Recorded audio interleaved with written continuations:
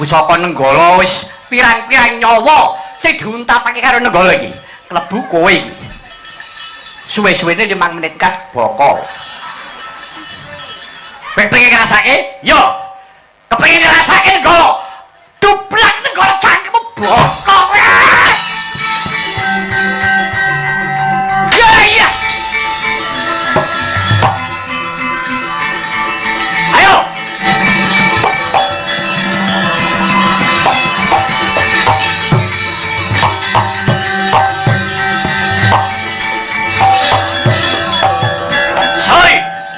Anca ugra sapa Prabu Baladewa. Ayo sing mateni Wisata ngaku sing mateni Wisata. Aku mateni Gunadewa Modyar.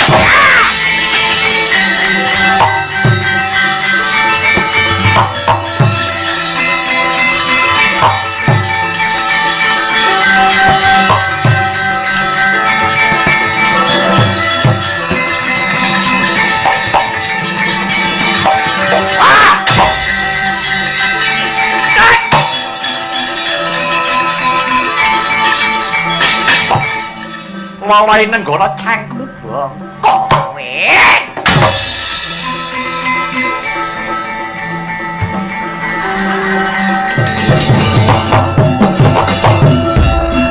Srumah wayut Sang Yaksendra Kura rupa mangses kati angin Pan sempaka prapa sero kaplasat Satu lumayu mangungsi kagiat kagudo Kang Jaga bumi ladalah ya griwa Anca Ugra wonten dawuh kiraka wah yen disawang sak kelebatan Astana Gada Madana ki pancen perbawane gedhe ya Di. Inggih kiraka mekaten. Sesawangan ya endah. Ya pancen manut pengendikaning para sesepuh. Papan pesarehane leluhur Mandura. Tegese sing duwe wewengkon Gada Madana iki negara Mandura. Lajeng peparingipun kados pundi kiraka ora peduli kawuh pangandikaning Kang Sinuwun yen to pancen dadi pepalang kudu digempur mula panyogane ayo padha peparingan digempur Gada Madana yen wis rampung kuwi gempur tandani dadeke dalan sing becik ngiras pantes ayo padha ngembat-embat penjalin.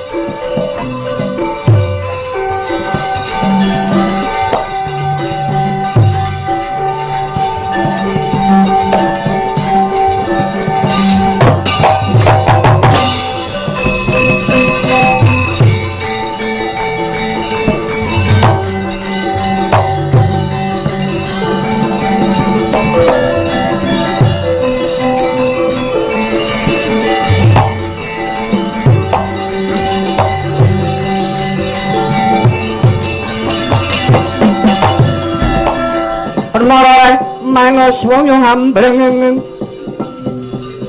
kati karunaning kaswase aneng marga malakung asmungkara sidang sekaring bawana anggeng ora nyono ora ngira babar pisan astana Gada Madana kok dirusak kawan para raseksa kabeting gendera iki para wadyabala Traju Tresna para pati ndugamana eneng lakon apa iki para raseksa mandheka dhisik aku kang ngreksa Gada Madana aku putra Dwarawati aku Resi Gunadewa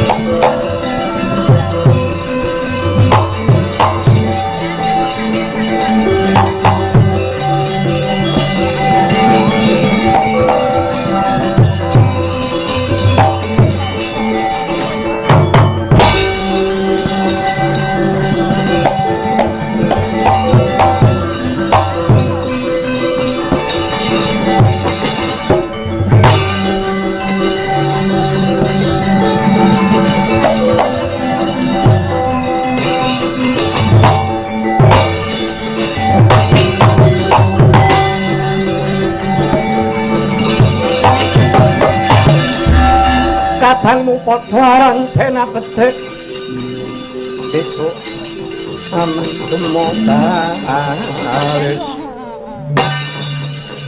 haris kang prayetno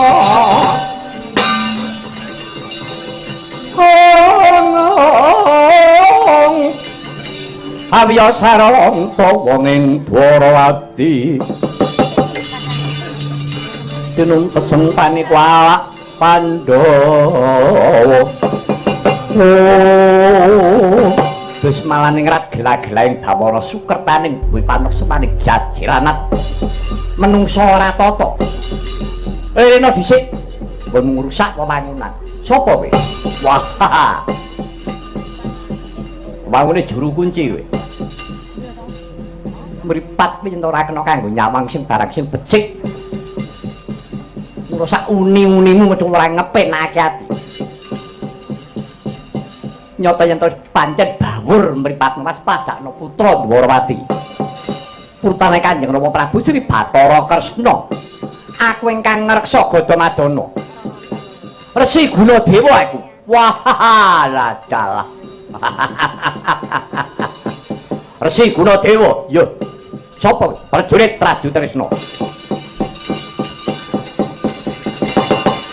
aku Tumenggung Kumbara Nangga Gunadewa wis dina iki kowe aja samar aja kuwatir aja kowe semangang yen to bakal rusak Gada Madana nadyan to iki ketoke dirusakne bakal didandani bakal didadake dalan bener saka Traju Tresna tekan Dwarawati terus mak bathok mata-mara ora ndedelok ora ngerti marang sejarah ora ngerti marang lelakon Gada Madana iki papan pesarehaning para leluhur. Aku ngerti. Ratumu ki mung nuruti saka karepe bojone. Ning banget gone bodho banget gone ora ngerti marang pasemon. Yen to sejatine Kakang Setijo kuwi ditampik karo bojone. Kok isih nekat. Ya. Wis wurungna sediamu. Wurungna sediam ora. Kudu kelakon, kudu gempur Gada Madana. Gempuren dhisik. Gunadewa. Oh lah dalah. Ngemping lara nggih njapat iki marganing patimu.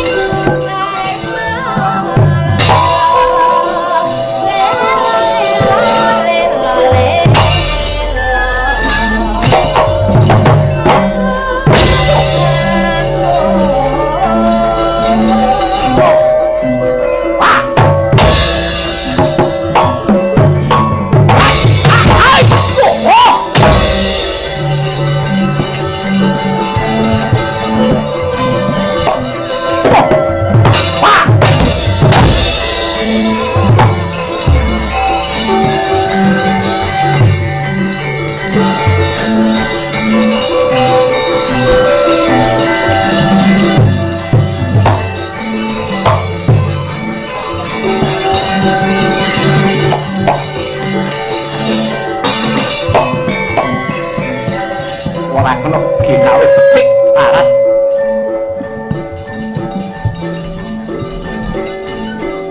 Yo, hah?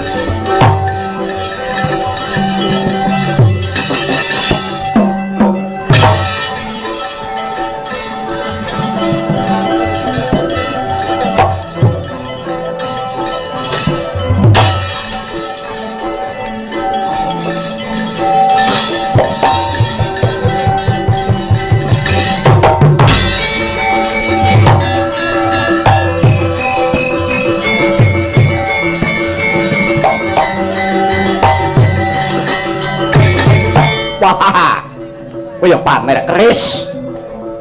Kerismu musak godhong pari. Utamake dadaku bengkok.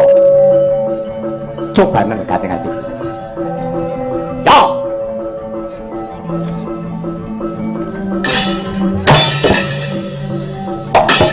Yo, wis.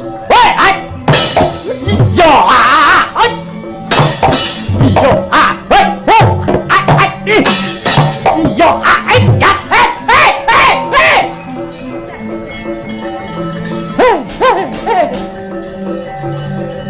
ya, ya.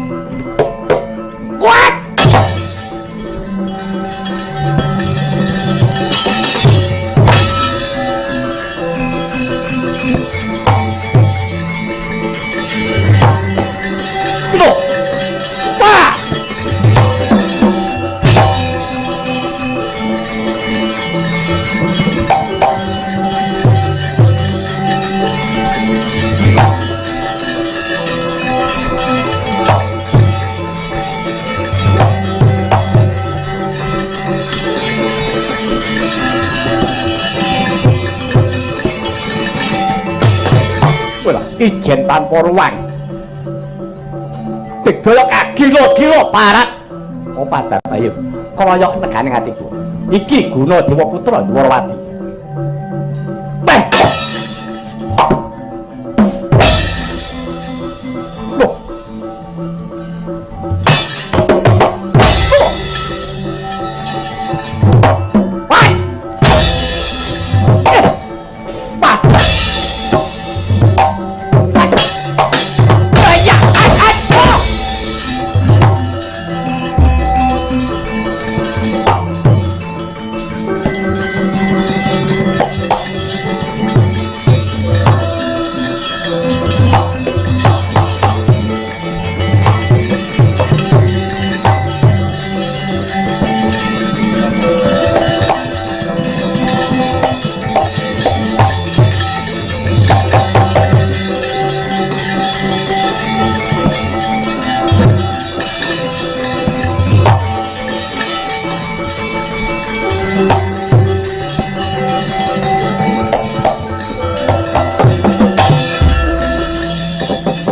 mangka anggro sro sumbar rindu bumi gonjing kumaludo guntur ketuk mokang joni di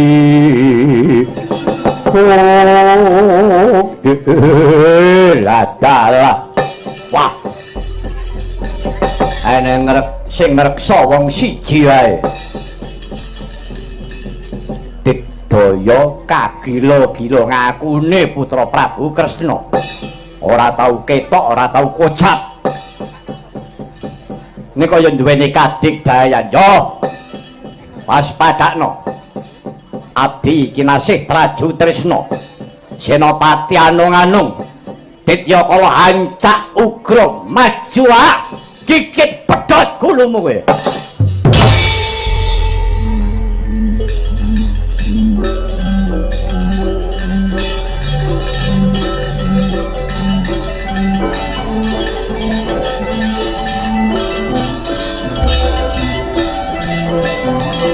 Putra Pandhawa tata gati wisaya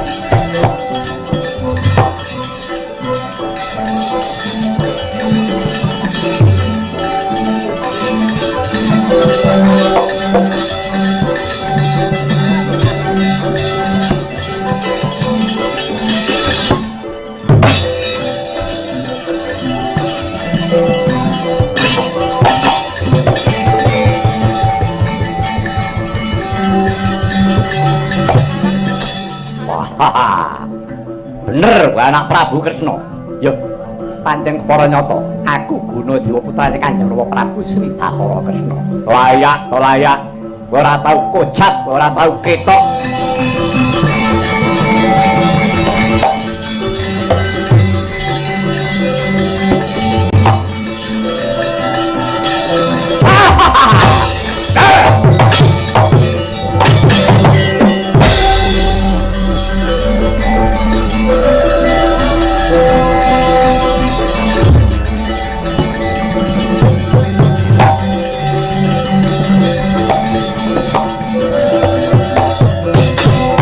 wah lesu muring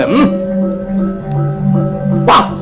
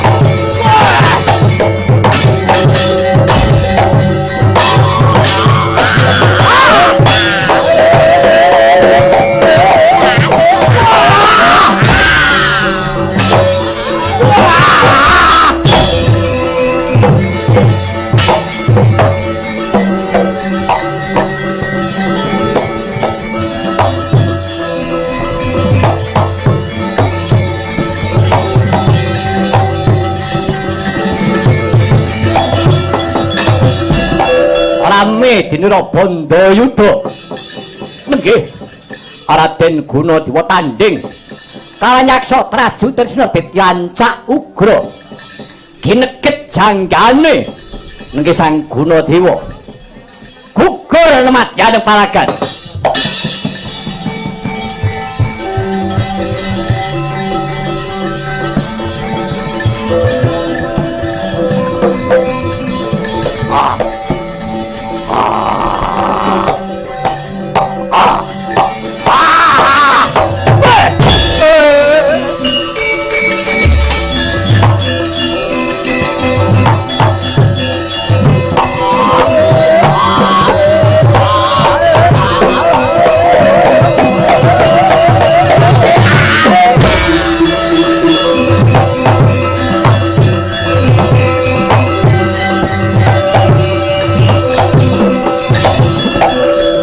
Wenas dening Putira kawang wang gegono sang sumirat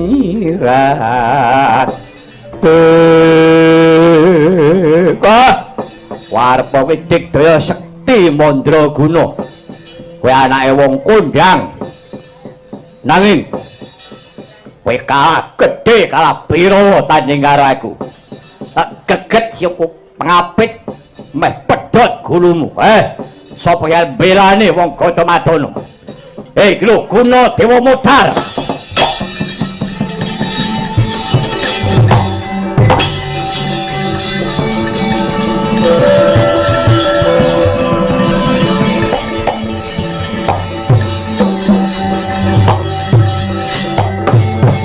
kacarita Sang Gunadewa gugur madyaning palagan rika semono nata mandura Prabu Baladewa dawuh kawan sagung para senopati miwah para sentana kalamunta yektine Sang Prabu Baladewa supena Prabu Baladewa ngimpi kalamunta Gadamadana banjir getih sami sakala wungun Indra geragapan Prabu Baladewa ya utusan kawan ingkang putra Raden Wisata nganti kelawan para kadang nyawa Raden Arya Setyaki Patih Udawa merpeki dumateng Gadamadana kagiat gura wekasan Sang Gunadewa gugur wonten madyaning palagan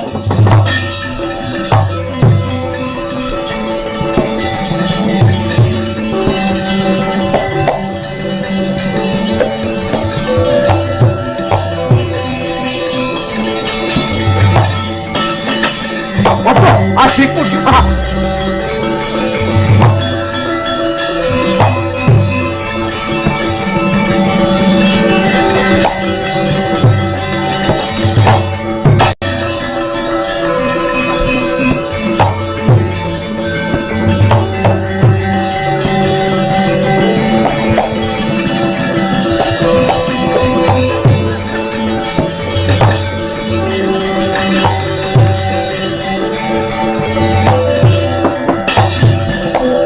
kunjang Kanjeng Langit kelap-kelap katon dari kakincang rorisan mawe gandrung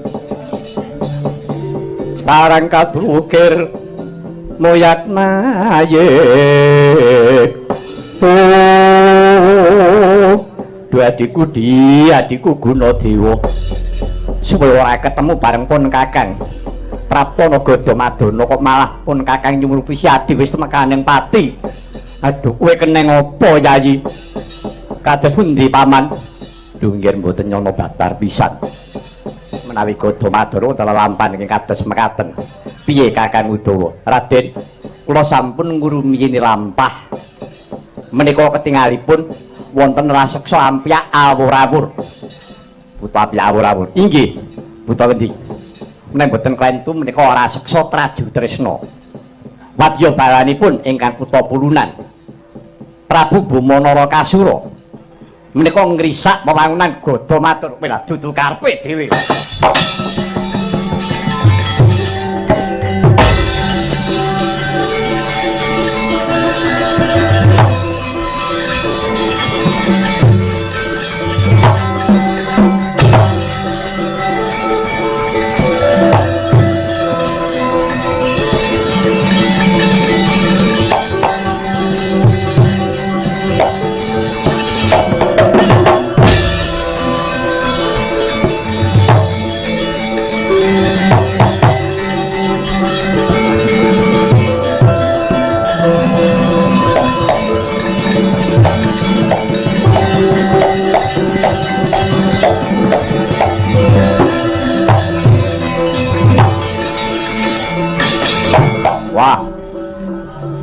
bala teka meneh. Sapa iki? Lekno mripatmu gatekno gobokmu.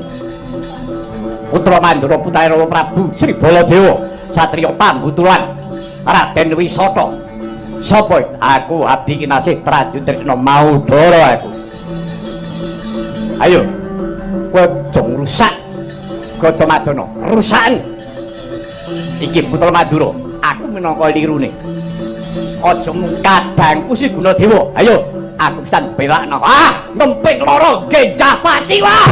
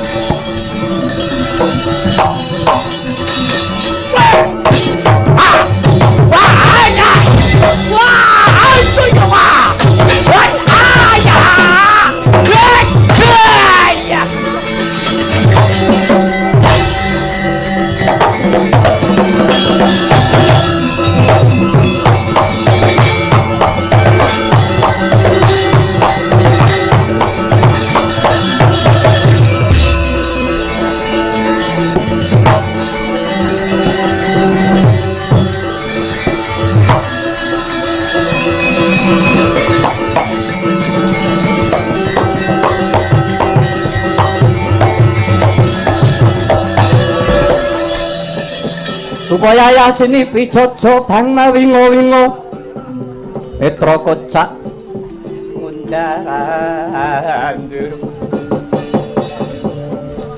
tanani rombranang pindha kembang wolawari bang ladalah kriwian dadi grujogan. Wah, malah konangan karo sing duwe bawah. Yo maju tatu mundur ajur. Para prajurit sing kira-kira rasa nyembadani karo wong Mandura Mundura. Ayonane Dewas padakno. Bedya kala yayah griwa maju tabrak dong bandengan ya.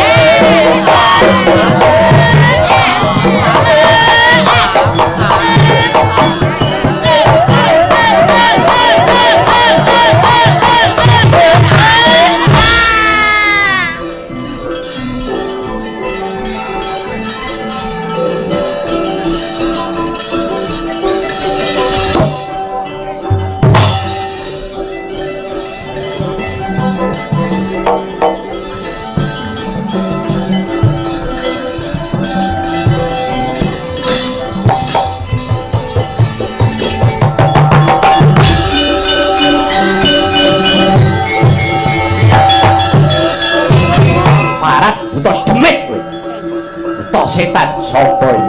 Wisata putra Mandura. Aja kowe semaju yen perlu. Bapakmu kon majune cangkem.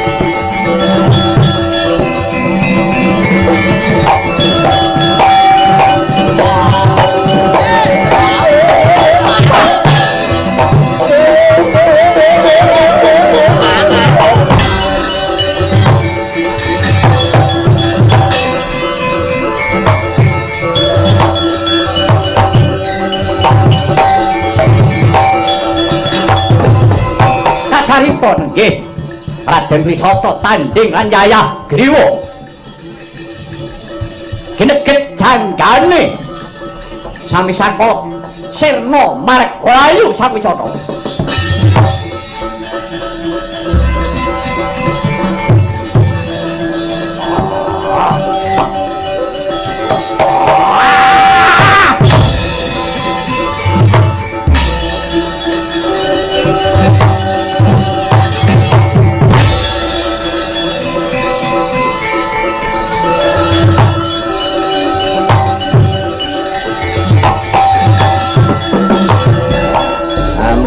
Mrata Jaya Mrata. Ayo Wisata jare anak Ratu Mandura. Nyatane tanding karo aku. Ora ngondro sepiro ayo. Sopan belani. Sapa sing mbiyen maju Yayah Griwa tanding wah.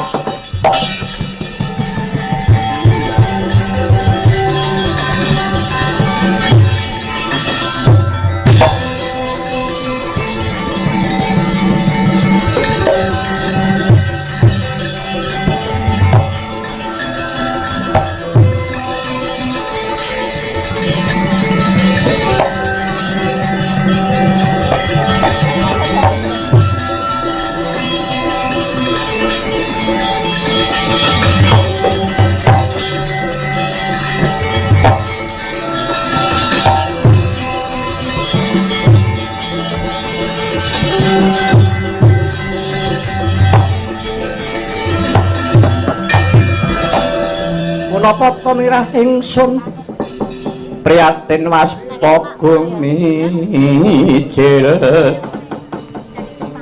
tudatan pakarya. Aduh nggih anak Mas Wisata mboten nyono menawi andika ngantos gugur madyaning palagan. Piye iki Kakang Udawa keparing pun kados pundi? Aja ngate suwek. Matur kawan sinuwun Mandura. Atur napa anane lelakone Gada Madana iki sedika Raden.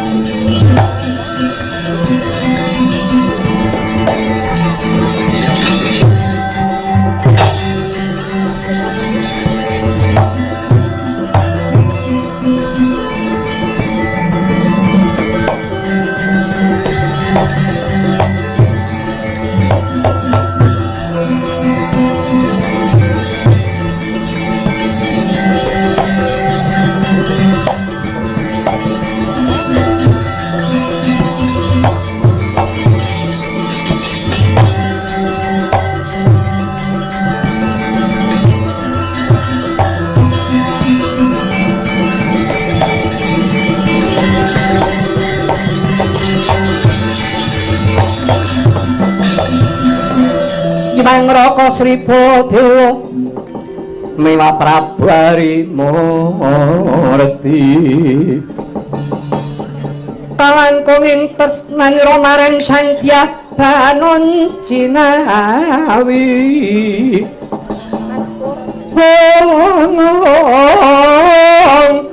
Kadang istri satunggal kapisah panggenmanipun mila tansah utawa Sri Narendra kalih eneng opo teko-teko malah pawang-pawang tangis eneng opo nareka semono kok tak utus takon leledang menyang Gadamadana karo ana panjenengan ingsun supena yen to Gadamadana kebanjiran getih kok malah kowe bali tawang-tawang tangis eneng opo aduh sinuwun ngaturaken ketiwasan tiwasan piye iya Gadamadana wonten untran-untran Gadamadana eneng untran-untran inggih sinuwun untran-untran piye iya wonten peperangan ingkang selangkung ageng perang gedhe piye sing cetha to menika wonten yaksa ampyak awur-awur buta ampyak awur-awur buta saramuk inggih sinuwun buta saka ngendi iya saking Traju Tresna para wadya balanipun pulunan paduka anak kula pun Bamanara Kasura menika ngrisak wewangunan Gadamadana ngrusak wewangunan Gadamadana karepe manut pawarta ingkang kula tampi Gadamadana badhe pun radenaken Gadamadana badhe dipun damel margi saking Traju Tresna dumugi wonten Dwarawati ingkang kenceng datan pamingga mila dipun risak Gadamadana wedhian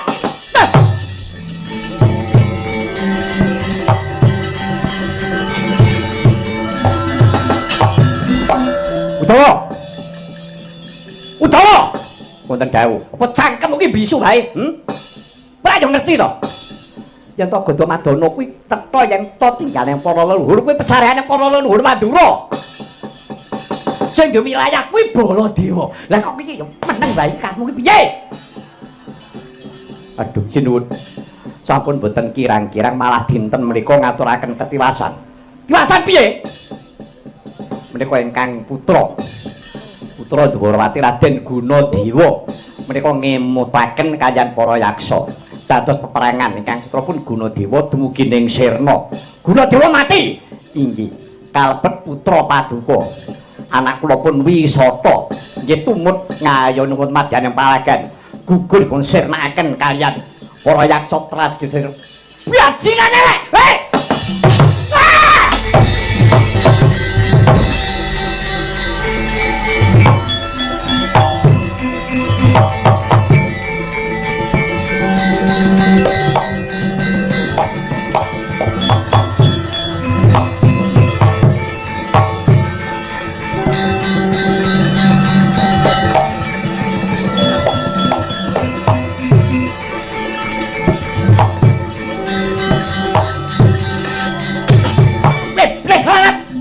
sapa wani-wani nyernake anakku si Wisata anakku ki mung siji dadi sernake menusra tatanan ayo bapane ayo nono ki lho Baladewa iki Baladewa belano pisan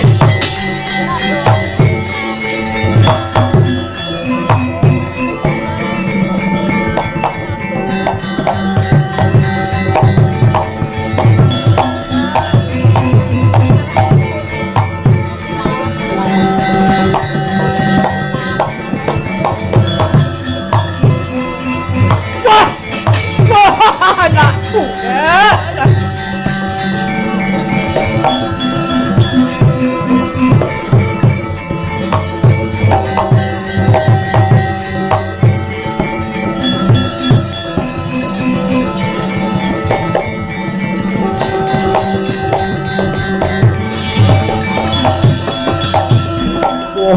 anakku Wisata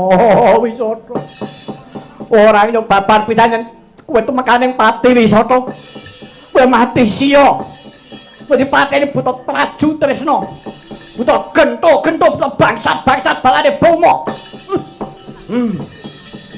itu karepe dhewe yaki wonten dawuh mung suwe Wisata sapa sak ngertos kula yaksa Traju Tresna jenenge sapa kathah sanget kula ngantos mboten apal sing madani buta Traju Tresna inggih ruktinen kunarpane si Wisata iki kabeh buta prajurit entai dhewe parat.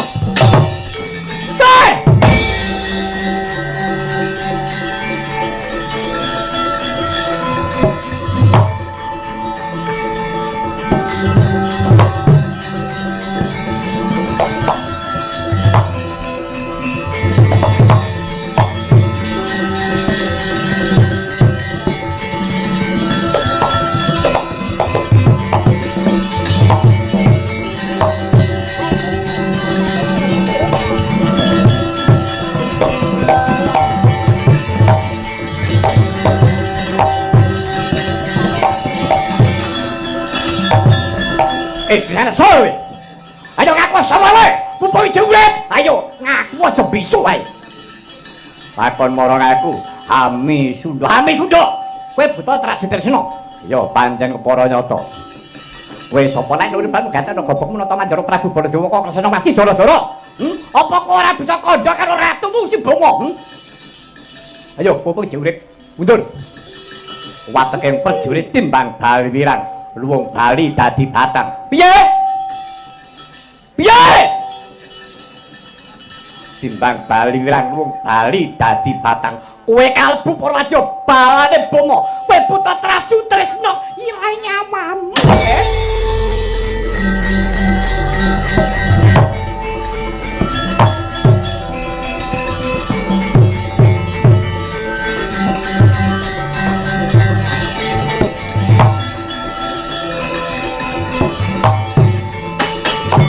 Katokno budimu. Katokno budimu. Kurang bola nyuruhno kurang gambar bedati kurang sekti meguru ayo. Amcan kaya wong Jawa rebutan kaya menjangan mati ora arane Baladewa gigik kuwi salembo. Sayuta para saged timuru kadang-kadang nek buta kaya diampun kurang kepop. Ayo. Ayo. Wah, mrene. Mati tenan. Basilane oe.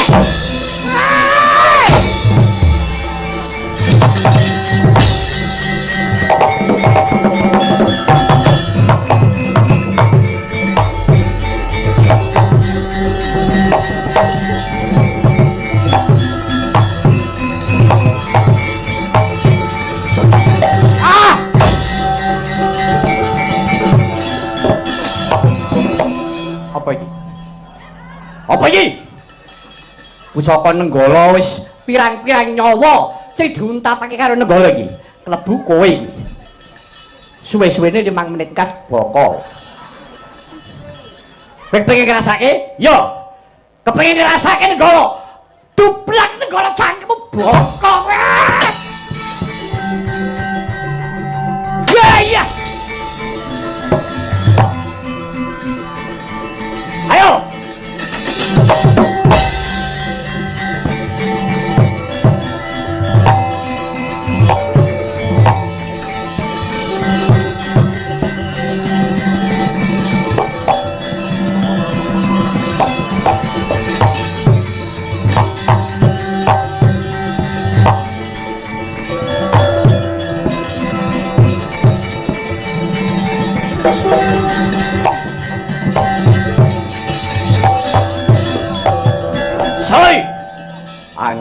Ancak ugra sapa Prabu Baladewa. Ayo sing mateni Wisata sapa?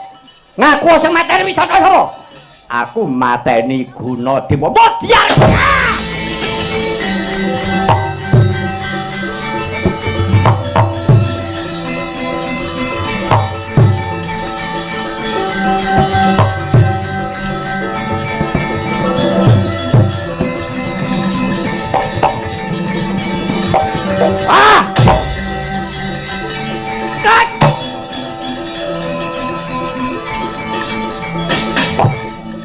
Wawahe Nenggala cangkemmu bongkok kowe.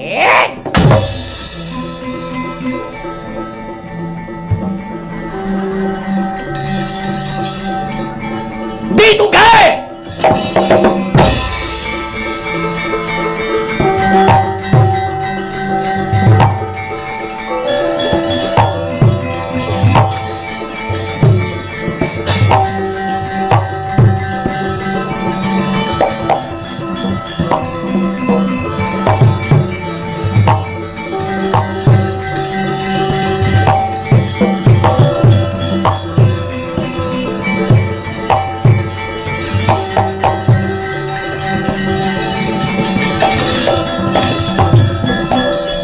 Wah, aneng wong sarahamu. Weh, sapa ana Mandura Prabu Baladewa kok Kresnawati dara-dara. Sapa kowe? Buta bangsa telek, sapa kowe? Yayah Griwa, Yayah Griwa. Iya, bener wis mateni Wisata. Ya pancen aku sing mateni Wisata. Wisata kuwi anakku. Anakku mati ayo, Pak Isitan. Bapak Isitan belakno. Gage Bapak Isitan belakno. Belakno bangsa telek iki.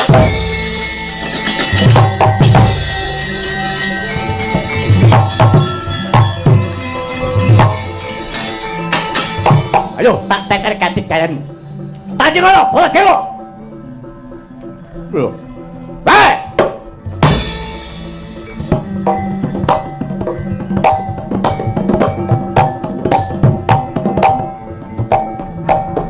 Ayo! Yo, mana? Biar! Nah! Ini jalur apa? Wah!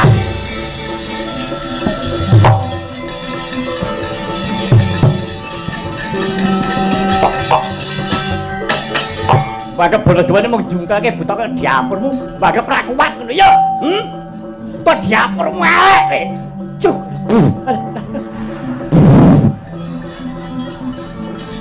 Yo ngalah.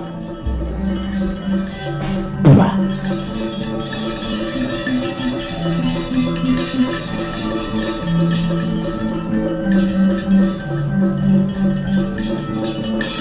Oh!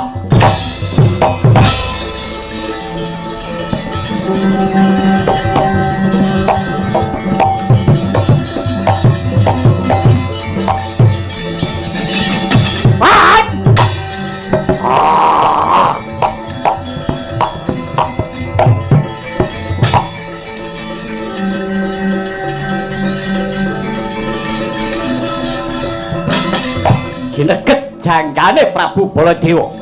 Ora kathah ya ngasta pusaka Kyai Nenggala. Katamakaken jajanira. Raseksa sami sakala udira sumembul.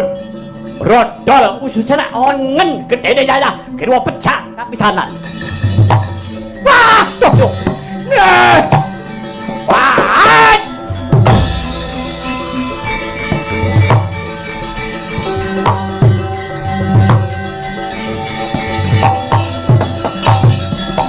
Ora sebo nang neraka nyawamu sembah dalamamu. Aja menek apa buta kaya dapurmu ayo. Ratumu bomo kan maju. Bomo kan maju ora-ora Baladewa mundur. Geger ta wujuti.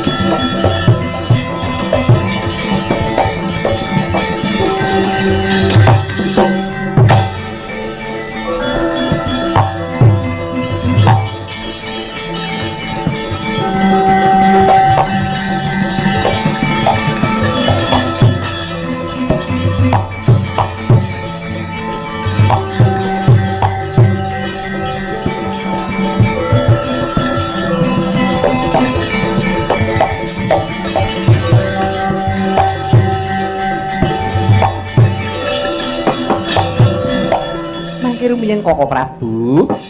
Kanjeng Koko Prabu kula aturi enget. Aja mbok pambengi ya iki. Aja mbok pambengi murup rasane atiku. Koko Prabu. Sabar Koko Prabu. Kula aturi sabar. Sabar piye? Anakku mati kok sabar ngono piye? Kok enak-enak men. Gunadewa mati, anakmu mati. Kok kesajamu kok semeleh hatimu. Ya, umpamane lega ya ora apa-apa anakmu akeh. Bareng aku. Anakku mung siji. Anakku ki mung siji mula diarani anak semata wayang, ngerti? Ngerti ora? Keparingipun Koko Prabu. Aku dhewe ketekan guru. Njaluk perkara tembung anak semata wayang niku pripun? Coba pingiran piye? Lajeng Koko Prabu, ya tak blakani. Nuwun bersani anak semata wayang. Nuwun sewu wayang niku mripate mung siji.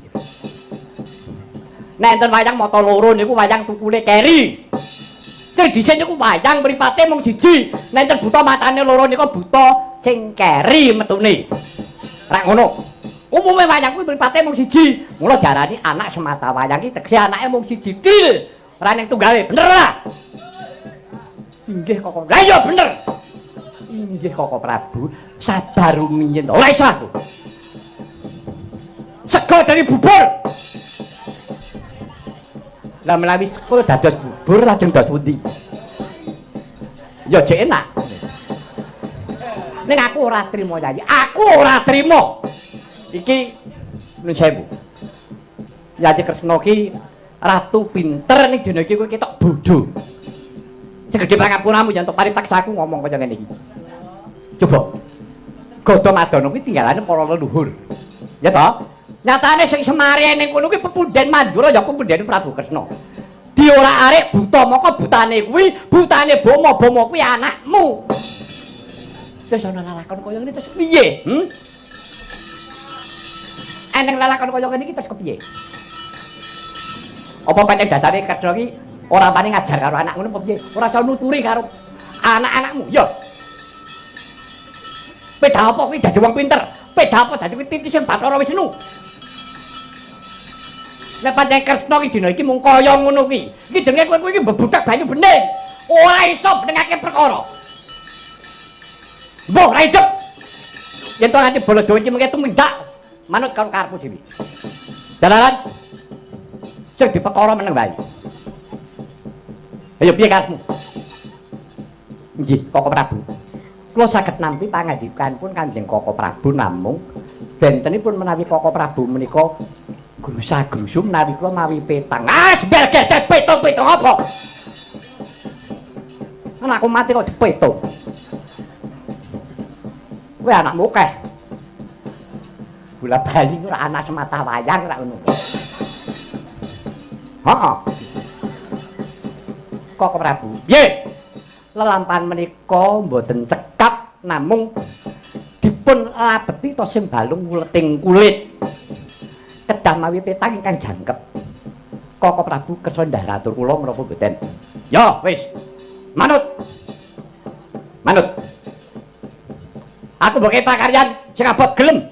Ora-ora Baladewa bakal mingkuh, ora-ora Baladewa bakal mundur. Lah perlu kon ora arek negara traju ternyata obrak-abrike. Bapake nesu tandang sisan. Lah rak tenan to. Kita malah ngampi abur-abur. Ngaten Koko Prabu. Inggih, badhe kados pundi? Lelampahan menika adenipun pancen kedah dipun lampahi anut kersaning Gusti ingkang karya jagat. Lah gene ngerti. Inggih Koko Prabu. Namung penyuwun kula monggo Koko Prabu kula turi leren sawetawis.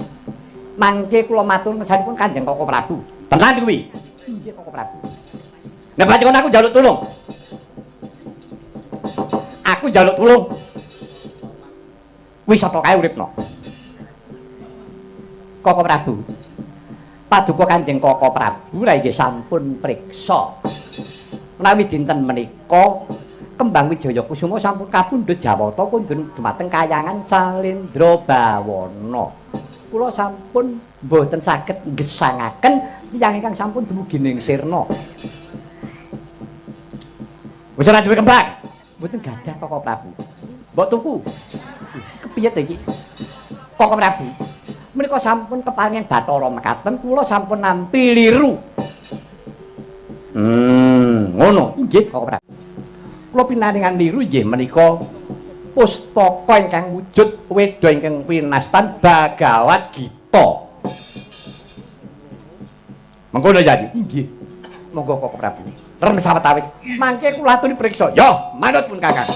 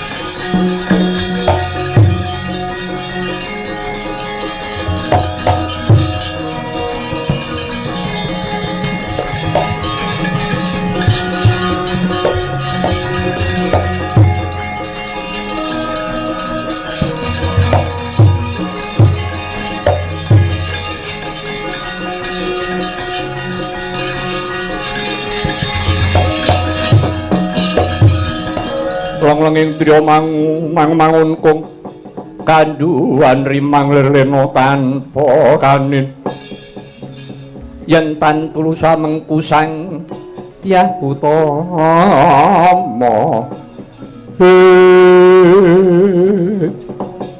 tawas padake iki kaya Yayat Nyana Dewa inggih Koko Prabu kula ingkang sowan ana wigati apa Yayi Siadi merpeki lawan pun Kakang Koko Prabu ngaturaken kauningan dinten menika ketiwasan negari Timpuratna ketiwasan kepiye Kakang Mbok Atnyanawati mentar saking Ndaturaya negari Timpuratna garwaku Yayat Nyanawati uncat saka jroning kedaton kawula nuwun iki apa Siadi ora nyumurupi inggih malah manut aturipun abdi pakan menika matur ngersanipun Kanjeng Rama menawi Kakang Mbok Atnyanawati menika tetela nguncati saking negari Timpuratna arangkat kaliyan ingkang rayi Kang Raden Samba lho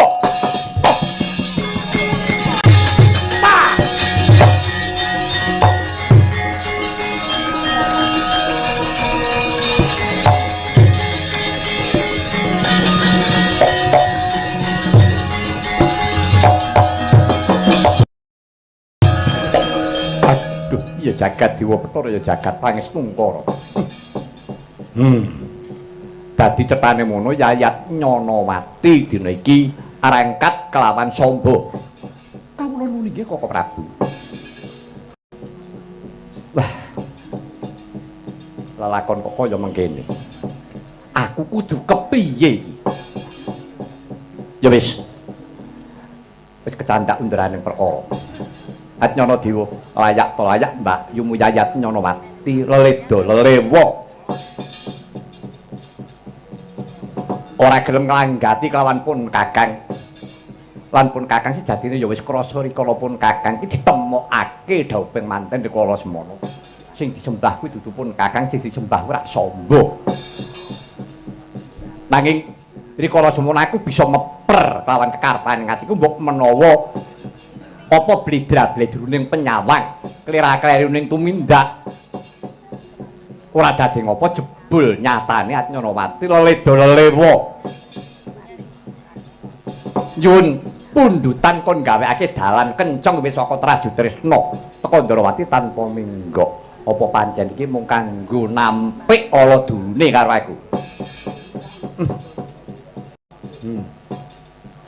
tanpa guna uripmu stijo ngatasi putra ratu rabi pisan kala wae kok dadi kembang lambi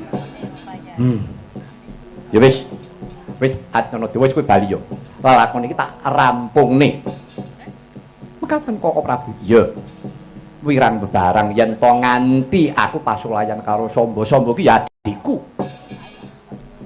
padha-padha putrane Kanjeng Rama Prabu Sri Bathara Kresna yen to padha pasulayan ora prayoga malah dene wis ketemu nalarku pedah apa aku ki nglabuhi wong ora tresna karo uripku yen to pancen Nyanawati